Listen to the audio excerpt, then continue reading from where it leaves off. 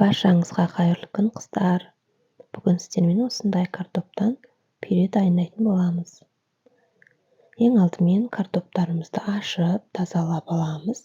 Және осылай видеода көрсетілгендей 4 немесе 6-8 бөлікке бөліп, барлық картошкаларымызды турап аламыз.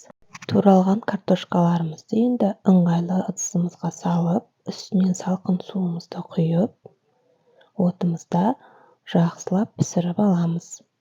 Пісіп болған картошканы осылай шұңқырлау ыдысқа сүзіп аламыз.